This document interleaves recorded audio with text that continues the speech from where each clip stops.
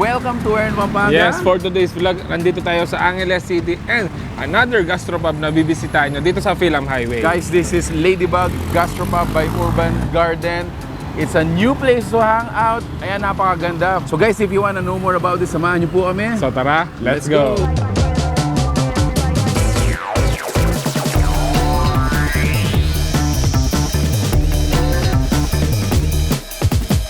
So this is it, guys. This is our table. So once again, thank you so much Ladybug Gastropub for inviting us. Before natin introduce yung mga food na pinrepare nila para sa atin, let's talk about a little bit lang yung lugar, bro. What can you say about the place? Actually, yung place is a mix of nature and a gastropub.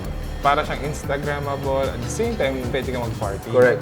Cool. Very cool. Modern rustic. Yes, modern rustic. I think every corner dito is very Instagrammable. Next thing to do is actually, tingnan natin yung mga food na pinrepare nila para sa atin. So on our table ay napakasimple lang ng mga food natin. So meron tayo dito chicken salad, roast tteokbokki, mushroom cream pasta, and ito yung kanilang chicken cutlet.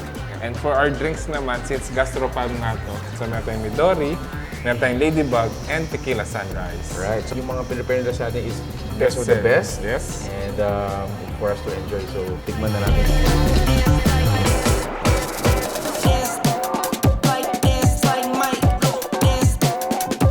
So yun guys, isa sa mga pinrepare nila para sa atin is this classic Korean meal, no? Ito yung kanilang tteokbokki. And then what I like about this is tingnan yung pinaka-cream natin. So cheesy. I wonder if this is actually spicy, no? So tingnan natin. Oh wow. Para sa akin guys, no, a little bit westernized siya. It's very creamy, it's very cheesy. Not that usual na maasim na Korean tteokbokki. Little bit of caution, medyo maanghang siya.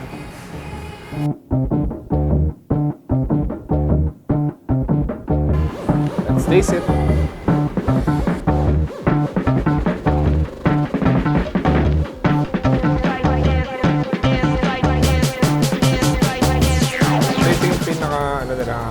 Signature drinks nila dito.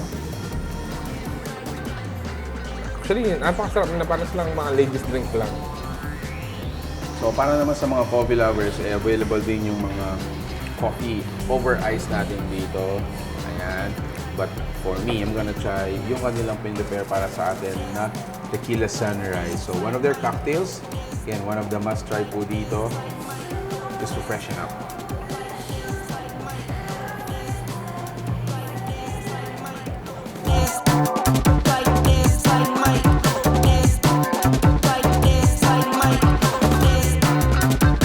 Grabe! Sobrang busog na naman. That's another busog day sa vlog na to, guys. Yeah, so this is another option for you to hang out dito sa may Fil-Am Highway. Ladybug Gastropub is open from 4 p.m. to 4 a.m. Monday to Sunday. Yun guys, a great time for you to come here is around yun nga, paggabi. Yes. And then once in a while, no, meron din silang mga DJ events. So check their fan page. They're gonna be posting those announcements there if you wanna join yung mga rave party dito. Yeah, so yun. If you like this video, please give it a thumbs up, share it with your friends, and visit this gastropub dito sa may Angeles City, Ladybug.